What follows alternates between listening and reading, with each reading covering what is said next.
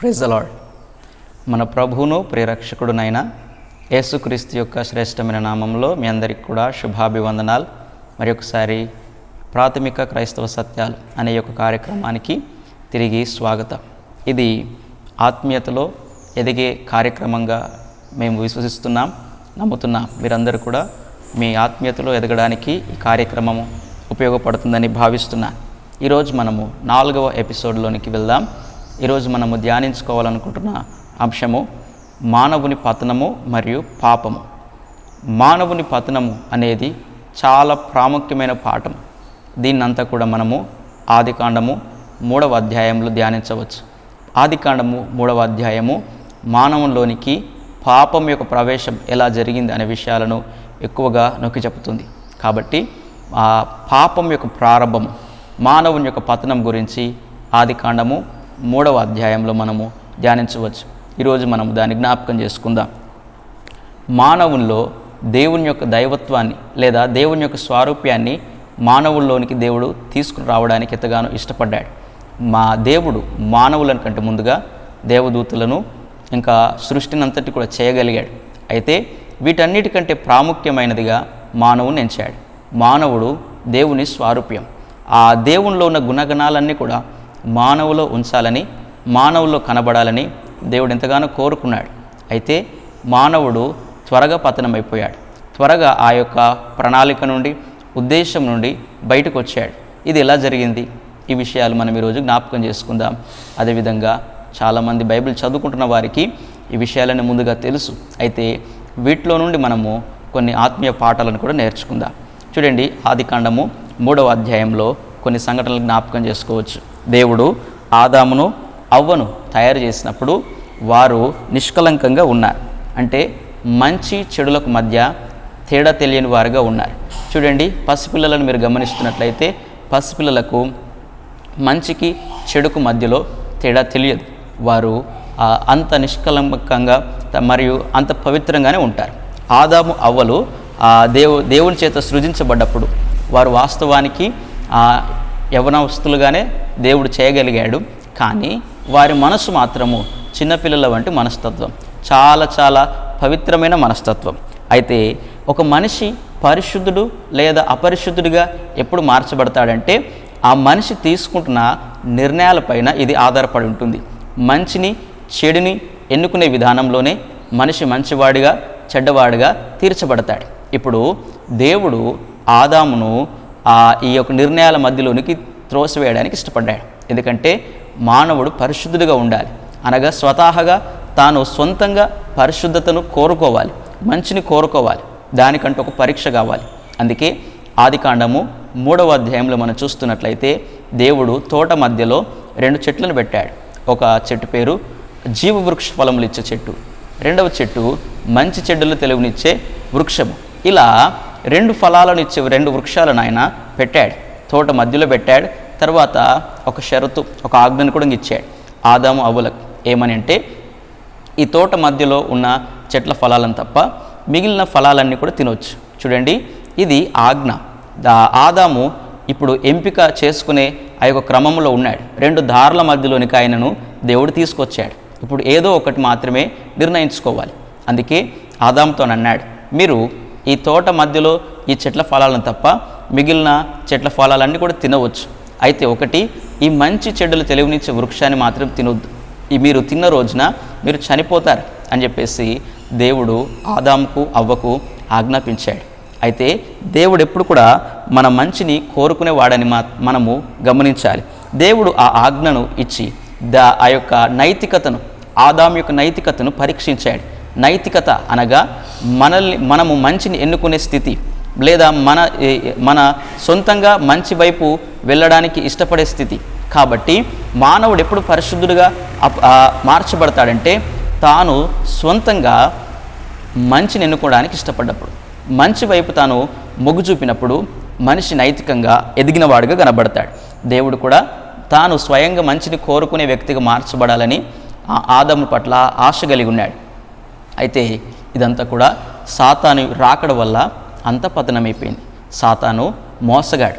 సాతాను మాటలు హవ్వను ఏం చేస్తాయంటే, అవ్వ దేవుని ప్రేమనే ప్రశ్నించేదిగా, సందేహించేంతగా సాతాను ప్రలోభపెట్టాడు. సాతాను మాటలతో ఆ అవ్వను మాయలోనికి దించి ఏదైతే చేయకూడదు అని దేవుడు ఆజ్ఞాపించాడో అది చేయడానికి అవ్వను ప్రేరేపించాడు. చూడండి, ఆ సాతాను ఎప్పుడు కూడా పాపము, ఈ మాటను మనము తర్వాత జ్ఞాపకం చేసుకుందాం. సాతాను పాపం యొక్క ఫలితాలను చూపించకుండా కేవలం దానివల్ల వచ్చే సంతోషాలను మాత్రమే చూపిస్తాడు. దానివలన జరిగే ప్రమాదాలు మనము గమనించలేకపోతాం. ఫర్ ఎగ్జాంపుల్, ఉదాహరణకు చూడండి, ఒక తాగుబోతును మీరు చూస్తున్నట్లయితే, ఒక తాగుబోతు తాను చేస్తున్న పని వల్ల తను ఎంత నష్టపోతాడో చెప్పడు. కేవలము దాంట్లో ఉన్న సంతోషాన్ని మాత్రమే సాతాను చూపెడతాడు. అది తాగడం వల్ల వచ్చే మత్తు లేదా ఆ యొక్క సంతోషాన్ని మాత్రమే చూపించి తర్వాత జరిగే పర్యవసనాల గురించి ఏమాత్రం చర్చించడు, మాట్లాడాడు. చూడండి, తాగడం వల్ల ఏం జరుగుతుంది? తాగడం వల్ల ఇల్లు పేదరికంలోనికి వెళ్ళిపోతుంది, దారిద్ర్యత వస్తుంది, తర్వాత పిల్లలు, భార్య, ఇంకా రకరకాల వారి యొక్క కుటుంబీకులందరూ కూడా బాధపడాల్సి వస్తుంది. ఇవన్నీ తెలిస్తే ఒక మనిషి తాగగలుగుతాడా? లేదు. అయితే వీటికంటే ఎక్కువగా ఆ తాగడం వల్ల వచ్చే సంతోషాన్ని మాత్రమే సాతాను చూపెడతాడు. రెండవది, దొంగతనమే తీసుకోండి. దొంగతనం వల్ల జరిగే ఆ యొక్క పర్యవసనాలు ఏంటివి?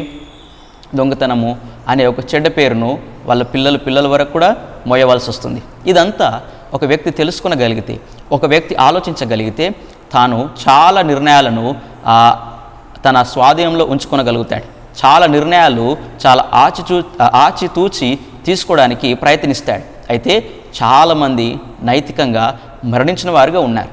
వారి శరీరపరమైన కోరికలను తీర్చుకోవడానికి అనేక తప్పుడు నిర్ణయాల మధ్యలో జీవిస్తున్నారు. ఇది సాతాను శోధన అంటారు. ఇలా సాతానుడు చాలామందిని వాని యొక్క గుప్పిల్లో పెట్టుకున్నాడు. డ్రగ్ అడిక్టిక్స్, ఈరోజు చాలామంది యవనస్తులు కూడా మద్యానికి లేదా మత్తు పదార్థాలకు బానిసలైపోయారు. మత్తు పదార్థాల వల్ల జరిగే ప్రమాదాలు ఏంటివి? అది వారి ఆరోగ్యాన్ని పాడు చేస్తుంది, ఆలోచన శక్తిని తగ్గిస్తుంది, వారి యొక్క కుటుంబాలను విచ్ఛిన్నం చేస్తుంది, బంధాలను తెంచివేస్తుంది, తర్వాత ఆర్థికపరమైన ఇబ్బందులను తీసుకొస్తుంది, పేదరికాన్ని తీసుకొస్తుంది, తర్వాత భవిష్యత్తుని పాడు చేస్తుంది. ఇవన్నీ తెలిస్తే ఒక మనిషి నిజంగా ఆలోచిస్తే వీటి నుంచి చాలా దూరంగా ఉండగలుగుతాడు. అయితే సాతానుడు చాలా ఈ యొక్క లోకంలో ప్రజల యొక్క కనులను మూసివేశాడు. కొంచెము ఇచ్చే ఆ యొక్క సంతోషం, పాపం ఇచ్చే కొంచెం సంతోషం కొరకు ఎన్నో తప్పుడు నిర్ణయాలు తీసుకోవడానికి సాతానుడు వారిని ప్రేరేపిస్తున్నాడు. అదేవిధంగా హవ్వను కూడా ఆ యొక్క ఏదెను తోటలో తన నిర్ణయము తన యొక్క తర్వాత తరాలన్నింటినీ బాధిస్తుందని ఆ యొక్క హవ్వకు తెలియకపోయింది. తాను కేవలము తన యొక్క ఇష్టాన్ని నెరవేర్చుకోవడానికి మాత్రమే చేస్తున్నాను అని అనుకున్నది, కానీ తర్వాత తరాలన్నీ బాధపడతాయని ఆమె గ్రహించలేకపోయింది. దీన్నే రోమీలకు రాసిన పత్రిక 5వ అధ్యాయము 12వ వచనంలో దేవుని వాక్యం సెలవిస్తుంది. ఒక మనుషుని ద్వారా పాపం ద్వారా మరణమును లోకంలో సంక్రమించిందని రాస్తున్నాడు. ఒక మనిషి నిర్ణయం, ఒక మనిషి తప్పిదము ఈ లోకంలో మానవ జాతినంతా పతనావస్థలోనికి తీసుకెళ్ళింది. ఇప్పుడు ఆ ఆదాము అవ్వల పొరపాటు వల్ల మానవుల్లోనికి పాప స్వభావం అనేది లోపలికి వచ్చింది. ఇప్పుడు మానవుడు నైతికంగా దేవుని స్వారూప్యంలో నుంచి బయటకు వచ్చాడు. మానవుడు లోపల తన శరీర ఆశలను తీర్చుకోవాలనే ఒక తపన కలిగిన వ్యక్తి లోపల జీవించడం ప్రారంభించాడు. ఇదే పతనమైపోయిన స్థితి. మనము ఒకరితో ఒకరు పోల్చుకుంటే ఒకరికంటే ఒకరము మెరుగ్గా ఎంతో గొప్పగా జీవించినప్పటికీ మనము దేవునితో దైవత్వంతో పోల్చుకున్నప్పుడు మన స్థితి పతనమైపోయిన స్థితి. అయితే దీన్ని సరిచేయడము చాలా అవసరం. దీన్ని సరిచేయడానికి ఒక వ్యక్తి వచ్చాడు. ఆ వ్యక్తి గురించి మనము తర్వాత మాట్లాడుకుందాం. ఇప్పుడు పాపము అనే మాటను మనము విందాం. దేవునికి విరోధమైన పని చేయడమే పాపం. అందుకే దేవుని వాక్యం సెలవిస్తుంది. 1 యోహాను రాసిన పత్రికలో 3వ అధ్యాయంలో దేవుని వాక్యం సెలవిస్తుంది, ఆజ్ఞను అతిక్రమించడమే పాపం. ఈ లోకంలోనికి పాపం ఎట్లా ప్రవేశించిందంటారు? ఈ లోకంలోనికి పాపం ప్రవేశించడానికి మూల కారణము అవిశ్వాసం. హవ్వ ఆదాములు దేవుని మాటను, దేవుని ప్రేమను విశ్వసించలేకపోయారు. అది నా మంచికి అని వారు నమ్మక వారు దేవునికి విరోధంగా వారు కార్యాలు చేశారు. చేయకూడదన్న ఆ యొక్క పనిని వారు చేయడం వల్ల వారు పాపంలో ప్రవేశించారు. పాపము మరణాన్ని తీసుకొచ్చింది. పాపము దేవుని స్వారూప్యాన్ని, దేవునితో ఉండే సంబంధాన్ని తొలగించింది. కాబట్టి ఈ మానవుని పతనం గురించి మనం వినడము చాలా ప్రాముఖ్యం. మనల్ని మనము ఇతరులతో పోల్చుకొని గొప్పవారిగా, మంచివారిగా మనల్ని మనం ఊహించుకుంటూ, పరిగణించుకుంటూ, మనల్ని మనం అతిశయించుకుంటున్నాం. కానీ వాస్తవానికి మానవులందరూ కూడా పాపంలోనే ఉన్నారు. మానవులందరూ కూడా పతనపు జీవితాన్ని జీవిస్తున్నారు. దీన్ని సరిచేయడానికి ఒక ఆయన వచ్చారు. ఆయన పేరే యేసు. సరే, పాపం యొక్క నిర్వచనాన్ని నేను మీకు చూపించడానికి ఇష్టపడతాను. పాపము అనగా ఏమిటంటే, రోమిలకు రాసిన పత్రిక 3వ అధ్యాయము 23వ వచనంలో దేవుని వాక్యం సెలవిస్తుంది. పాపము అనగా దేవుని మహిమను అడ్డగించేదంతా కూడా పాపమే. దేవుని స్వారూప్యాన్ని మనలో నుండి తీసివేసేది, దేవుని స్వారూప్యాన్ని పొందకుండా మనల్ని అడ్డగించేదంతా కూడా పాపమే. పాపము అనడానికి మనం సరైన నిర్వచనాన్ని చెప్పలేం. కొన్ని చెడ్డ పనులను పట్టుకొని ఇదే పాపమని చాలామంది అనుకుంటారు. దొంగతనము, నరహత్య, వ్యభిచారము, తాగుబోత్తనము, అనీతి కార్యాలు ఇవే పాపాలు అనుకుంటారు. లేవు, ఇవి మనకు కనబడుతున్న పాపాలు. కనబడనివి, మనుషులు దిగజారిపోయి జీవిస్తున్న విధానాలు ఇంకా చాలా ఉన్నాయి. అవన్నీ పాపాలే. ఏ మనిషిలోనైతే దేవుని యొక్క స్వభావం కోల్పోతాడో ఆ కోల్పోవడానికి కారణమైన ప్రతి పని కూడా పాపమే. అందుకే దేవుని వాక్యం సెలవిస్తుంది, మనుషులందరూ పాపం చేసి దేవుడు అనుగ్రహించే మహిమను పొందుకోలేకపోయారు. సరే, ఈ పాపం వల్ల వచ్చే పర్యవసనాలు ఏంటివి? ఇంతవరకు విన్నాం కదా. మనం ఏ నిర్ణయం అయితే తీసుకుంటామో ఆ నిర్ణయం వెనుక చాలా పర్యవసనాలు ఉంటాయి. మనం అనుకుంటున్నాం మనం తీసుకునే నిర్ణయము మనకు మాత్రమే సంబంధించిందని. లేదు, దాని తర్వాత ఆ పర్యవసనాలను అనుభవించాలి. మనం నిర్ణయాలు మాత్రమే తీసుకుంటాం, పర్యవసనాలను మాత్రం మనము తీసుకోలేం. కాబట్టి నిర్ణయాలు తీసుకుంటున్నప్పుడే జాగ్రత్తగా నిర్ణయాలు తీసుకోవాలి. ఆదాము నిర్ణయాల వల్ల, అవ్వ యొక్క నిర్ణయం వల్ల జరిగిన పరిస్థితి ఏంటిది? ఆదికాండం 3వ అధ్యాయంలో దేవుని వాక్యం సెలవిస్తుంది, ఆదాము అవ్వల పొరపాటు లేకుంటే తప్పుడు నిర్ణయం వల్ల వారికి దేవునికి మధ్య ఉండే ఆ సంబంధం అనేది తెగిపోయింది. అప్పటి వరకు ఎంతో నిష్కలంకంగా, ఎంతో పవిత్రంగా, పసిపిల్లల వంటి మనస్తత్వం కలిగిన ఆదాము అవ్వలు ఒకరినొకరు చూసుకొని మేము దిగంబరులము అని తమకు తాముగా ఒక ఆలోచనలోనికి వెళ్ళిపోయారు. ఒకరినొకరు నుండి దూరమైపోయి కచ్చడాలు చేసుకున్నారు, ఆకులు చుట్టుకున్నారు. అంతవరకు వారు దిగంబరులుగానే ఉన్నారు. అయితే అది ఎప్పుడు కూడా వారిని అభ్యంతర పెట్టలేదు, బాధ పెట్టలేదు. ఎప్పుడైతే వారు ఆ పండును తిన్నారో వారి లోపల ఇంకో రకమైన స్వభావము అది ఏలడం ప్రారంభించింది. వారిలో ఉన్న ఆ స్వభావం వల్ల ఒకరినొకరు దిగంబరులుగా చూసుకోవడానికి ఇష్టపడక వారు కచ్చడాలు కట్టుకున్నారు. తర్వాత దేవుని స్వరము విన్నప్పుడు, దేవుడు వారితో మాట్లాడడానికి వచ్చినప్పుడు దేవుని దగ్గరికి రావడానికి భయపడ్డారు. చూడండి, పాపము దేవునిలో నుండి, సహవాసం నుండి ఎడబాటును తీసుకొస్తుంది. రెండవది, పాపము భయాన్ని తీసుకొస్తుంది. రెండవది, పాపము ఒక క్రూరమైన ఆలోచనలోనికి, స్వభావంలోనికి నెట్టివేస్తుంది. ఇది ఆనందాన్ని ఇస్తున్నప్పటికీ ఈ ఆనందము స్వల్పకాలమే. పాపం వల్ల వచ్చే ఆనందము నిషిద్ధమైనది, దాన్ని ఎప్పుడు కూడా కోరుకొనకూడదు. దానివల్ల మనము చాలా నష్టపోతాం. కీర్తన గ్రంథంలో దేవుని వాక్యం సెలవిస్తున్న మాట ఏంటిదంటే, దేవుని యొక్క చేతిలోనే నిత్యమైన సుఖములు, సంపూర్ణమైన సంతోషం కలదు. ఆయన మన కొరకు ఏదైతే ప్రణాళిక చేశాడో ఆ ప్రణాళికలో మనం ఉన్నప్పుడు దేవుడు మనకు ఇవ్వాల్సిన సంతోషాన్ని అందిస్తాడు. ఎప్పుడైతే మనకు మనముగా సొంతంగా స్వార్థపూరితంగా ఆ సంతోషాన్ని వెతికే ప్రయత్నం చేస్తే అది చాలా నష్టాలే తీసుకొస్తుంది.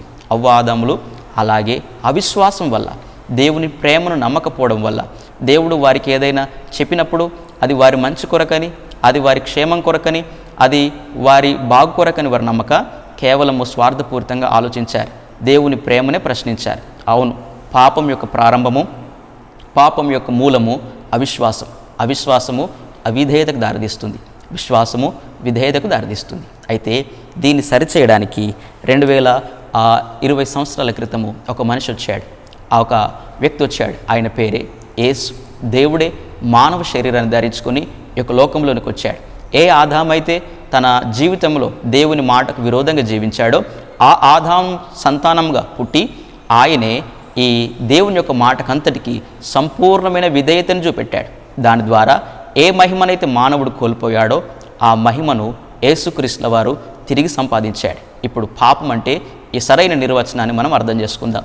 యేసుక్రీస్తులో లేనిదంతా కూడా పాపమే, యేసుక్రీస్తులో ఉన్నదంతా కూడా దేవుని స్వభావం. అవును, దేవుని మహిమ అంతా కూడా యేసుక్రీస్తు కలిగి ఉన్నాడు. తాను జీవించిన 33.5 సంవత్సరాలు కూడా దేవుని మహిమతోనే జీవించాడు.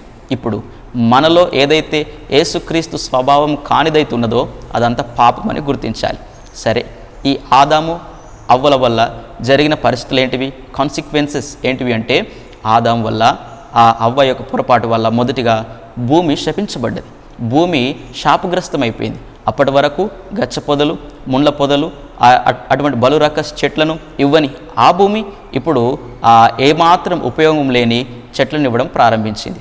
రెండవది, స్త్రీ యొక్క ప్రసవ వేదన అధికమైందని దేవుని వాక్యం సెలవిస్తుంది. మరి దేవుడు ఎటువంటి ప్రణాళికను చేశాడు, ఎలాగూ ప్రసవ వేదనను తగ్గించి ఉంచాడు తెలియదు, కానీ అయితే మానవుని పతనము ఆ వేదనను పెంచింది. తర్వాత మూడవది, ఆదాము కష్టించి చెమటోడ్చి తాను జీవితాంతము పనిచేయాల్సిన పరిస్థితికి వచ్చాడు. ఎంతో సుఖవంతమైన సంతోషకరమైన ఆ యొక్క తోటలో జీవించాల్సిన ఆయన జీవితము ఆయన తీసుకున్న నిర్ణయాల వల్ల అది పతనమైపోయింది. ఈరోజు ఈ వాక్యం ద్వారా ఈ యొక్క మానవుని పతనము, పాపము అనే ఈ రెండు అంశాల ద్వారా మనం నేర్చుకోవాల్సిన ప్రాముఖ్యమైన పాఠం ఏంటిదంటే, every decision has its own consequences. ప్రతి నిర్ణయానికి దాని పర్యవసనాలు ఉంటాయి. కాబట్టే మనము నిర్ణయాలు తీసుకుంటున్నప్పుడు సరైన నిర్ణయాన్ని తీసుకోవాలి. అయితే మంచిని మాత్రమే తీసుకోవడం మానవునికి ఎప్పుడు కూడా సాధ్యమయ్యే పని కాదు. ఎందుకంటే మానవుడు స్వతహాగా హృదయంలో నుండి, బాల్యం నుండి కూడా అతడు చెడిపోయిన వాడని దేవుని వాక్యం సెలవిస్తుంది. దీన్ని సరిచేయడానికి యేసుక్రీస్తుల వారు యొక్క లోకంలోనికి వచ్చాడు.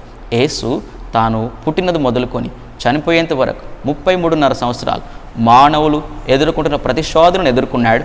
కానీ తన నిర్ణయాలన్నీ కూడా దేవుని చిత్తానుసారంగానే తీసుకున్నాడు. దేవుని చిత్తానుసారంగా తీసుకుని ఆ పాపమంతటిని జయించాడు. జయించి మనకు మాదిరిగా ఉన్నాడు. ఆయన అంటున్నాడు, మీరు నన్ను వెంబడించండి, మీరు నన్ను వెంబడిస్తే మీరు నా వల్ల జయిస్తారని దేవుని వాక్యం సెలవిస్తుంది. అయితే ఇది ఎలా సాధ్యమంటే, ఆయన వెళ్తూ ఆయన యొక్క లోకంలో నుండి ఆరోహణమైపోతున్నప్పుడు చెప్పిన మాట మత్తయి సువార్త 28వ అధ్యాయంలో దేవుని వాక్యం సెలవిస్తుంది. ఆయన అన్నాడు వెళుతూ, నేను మిమ్మల్ని అనాథలుగా విడిచిపెట్టను, సత్యస్వరూపైన ఆత్మను లేదా నేను మీతో ఉండడానికి సదాకాలం వస్తానని వాగ్దానం చేశాడు. యోహాను సువార్తలు అంటాడు, సత్యస్వరూపైన ఆత్మ మీ మధ్యలోనికి వస్తుందని దేవుని వాక్యం సెలవిస్తుంది. ఆయన ఆత్మస్వరూపిగా ఉంటాడు. ఆయనను ఎవరైతే అంగీకరిస్తారో, యేసయ్యను ఎవరైతే విశ్వసిస్తారో వారిలోనికి ఆయన ఆత్మను పంపుతాడు. అప్పుడు ఆ ఆత్మ సరైన నిర్ణయాలను తీసుకోవడానికి సహాయపడుతుంది. దైవత్వము, దేవుని యొక్క చిత్తము, దేవుని యొక్క ఉద్దేశాలు అది మనకు బోధిస్తుంది. అలా ఆత్మ ద్వారా మాత్రమే ఒక మనిషి ఆయన కోల్పోయిన మహిమను తిరిగి సంపాదించగలుగుతాడు. అందుకే ఇది పతనమైపోయిన జీవితం అని మనం గుర్తించినప్పుడు ఈ జీవితంలో మనం సరైన నిర్ణయాలు తీసుకోవడానికి దేవుని యొక్క సహాయాన్ని మనము కోరగలుగుతాం. దయచేసి వాక్యం వింటున్న మనమందరం కూడా ఒక మాటను మాత్రం మనం జ్ఞాపకం ఉంచుకోవాలి. ఇది పతనమైపోయిన జీవితం. దీన్ని సరిచేయడం చాలా చాలా ప్రాముఖ్యం. రెండవది, మన నిర్ణయాలే మన జీవితాన్ని నిర్దేశిస్తాయి. మన భవిష్యత్తు ఇప్పుడు తీసుకుంటున్న నిర్ణయాలపైన ఆధారపడి ఉంటుంది. కాబట్టి పాపము తీసుకొచ్చే భ్రమ చేత, సాతాను తీసుకొచ్చే మోసపు మాటల చేత మీ జీవితాలను పాడు చేసుకోకూడదని ఈ యొక్క పాఠము మనకు నేర్పుతుంది. రెండవది, మనం తీసుకునే నిర్ణయాలు మనల్ని మాత్రమే బాధించవు, మన తర్వాత తరాలను కూడా బాధిస్తాయి. కాబట్టి నిర్ణయాలు తీసుకుంటున్నప్పుడు జాగ్రత్తగా నిర్ణయాలు తీసుకోవడము మంచిది. రెండవది, నేర్చుకోవాల్సిన ప్రాముఖ్యమైన పాఠం ఏంటిదంటే, దేవుడు మన మంచిని మాత్రమే కోరతాడు. దేవుడు ఒక పని చేయకూడదు అని చెప్పినప్పుడు అది మన క్షేమం కొరకే. దాన్ని మనం అర్థం చేసుకోవాలి, మనం నమ్మాలి. అది మనకు కనబడకపోయినా, అది ఇప్పుడు జరగకపోయినా దాని తర్వాత ఆయన ఉద్దేశించి నిర్ణయాలు తీసుకుంటాడు. కాబట్టి దేవుని వాక్యాన్ని ప్రశ్నించకుండా దేవుని వాక్యాన్ని సంపూర్ణంగా నమ్మడము చాలా మంచిది. ఇలా ఈ యొక్క నిర్ణయాలు మనం తీసుకున్నప్పుడు దేవుడు మనకు సహాయకంగా ఉంటాడు. మూడవది, యేసు సంపూర్ణమైన విధేయత కలిగి ఉన్నాడని మనం నమ్మాలి. అప్పుడు మాత్రమే యేసయ్యని మనము అన్ని విషయాల్లో వెంబడించగలుగుతాం. యేసయ్యతో మనం అన్ని విషయాల్లో నడవగలుగుతాం. అలా నడిచినప్పుడు ఆయన మహిమలో మనము కూడా పాలిభాగస్తులమవుతాం. దయచేసి వాక్యం వింటున్న మనమందరం కూడా ఈ ప్రాముఖ్యమైన పాఠాలను నేర్చుకుందాం. మనిషి పతనమైపోయాడు, పాపము ఆ మనిషిలోనికి ప్రవేశించింది. అయితే దీనికి ప్రొవిజన్, దీనికి ఒక విరుగుడు, దీనికి ప్రాయశ్చిత్తం ఏంటిది? ఆ మాటను కూడా దేవుడు ఆదికాండం 3వ అధ్యాయము 15వ వచనం దేవుని వాక్యం సెలవిస్తుంది. స్త్రీ సంతానంగా పుట్టబోయే ఆ వ్యక్తి పామును లేదా సర్పాన్ని లేదా సాతాన్ని తన తల మీద తొక్కుతాడు. అది తన మడి మీద కాటు వేస్తుందని దేవుని వాక్యం సెలవిస్తుంది. అయితే ఇదంతా కూడా యేసుక్రీస్తులో నెరవేర్చబడ్డది. యేసు సిలువలో సాతాన్ యొక్క అధికారాన్ని అనగా తలను త్రొక్కివేశాడు. దీని గురించి రాబోతున్న ఎపిసోడ్లో మరి ఎక్కువగా జ్ఞాపకం చేసుకుందాం. అయితే ఈరోజు దయచేసి మనమందరం కూడా మన నిర్ణయాలను, మన యొక్క ఉద్దేశాలను, మన యొక్క తలంపులను దేవునికి అప్పచెప్పుదాం. ప్రతి నిర్ణయం దేవుని స్వాధీనంలో ఉన్నప్పుడు అది ఎప్పుడు కూడా తప్పుగా ఉండదు. అది అంత క్షేమకరమైన స్థితిలోనే ఉంటుంది. కాబట్టి ఆదాము అవ్వలు చేసినట్టుగా మనం చేయడానికి ఇష్టపడకూడదు. అది పాత స్వభావం, పాప స్వభావం కూడా. అయితే మనమందరం క్రీస్తులో నూతనంగా జన్మించబడ్డవారు. క్రీస్తుని వెంబడించాలి. క్రీస్తు తాను తీసుకున్న ప్రతి నిర్ణయం కూడా దైవాధీనంలోనే ఉంచాడు. ఆయన తన సొంత చిత్తాన్ని చేయడానికి ఇష్టపడలేదు. మీరు ఈ ఉదాహరణను గెత్సెమనే తోటలో చూడగలుగుతారు. ఆయన మరణమవునంతగా దుఃఖపడినప్పటికీ ఆయన అన్న మాట ఏంటిదంటే, ప్రవ్వా నీ చిత్తమే చిందించునుగాక, ఈ గిన్నెను నేను త్రాగకుండా అది నా నుండి తొలగిపోదనుకుంటే నేను దాన్ని తాగడానికి సిద్ధపడుతున్నాను అని ఆ యేసుక్రీస్తుల వారు నిర్ణయించుకున్నారు. అవును, దేవుడు మన మంచిని మాత్రమే కోరతాడు అని మనం నమ్మినప్పుడు ఆయన ఏ ఆజ్ఞించినా, ఏ మాట చెప్పినా దానికి మనము 100% విధేయత చూపెడతాం. దయచేసి వాక్యం వింటున్న మనమందరం కూడా, క్రైస్తవులంగా పిలువబడుతున్న మనమందరం కూడా ఇలాంటి విధేయతను కలిగి జీవించాలి. ప్రభువు కృప మనకందరికీ తోడయుండునుగాక. ప్రభు చిత్తమైతే మరి ఒక ఎపిసోడ్లో మిమ్మల్ని అందరికీ కలుసుకునే ప్రయత్నం చేస్తాను.